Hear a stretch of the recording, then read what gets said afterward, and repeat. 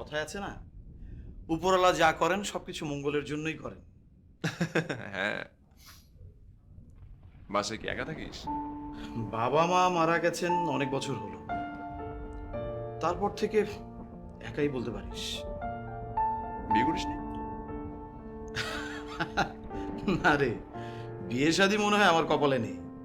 তবে হ্যাঁ, খুব শিগগিরই আমার আদরের একমাত্র ছোট বোনকে বিয়ে দেব, ওর জন্য পাত্র খুঁজছি।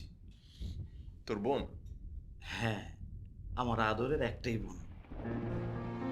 ভাইয়া, কোথায় গিয়েছিলে? তোমাকে খুঁজে পাচ্ছিলাম না। বলছি বলছি, তার আগে পরিচিত হ। এই হচ্ছে আমার বন্ধু রাসেল, আমার ভার্সিটি লাইফের বন্ধু।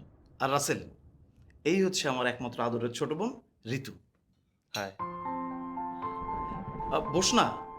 শোন, হয়েছে কি, রাস্তা দিয়েও যাচ্ছিল, বাইকটা নষ্ট হয়ে গেল।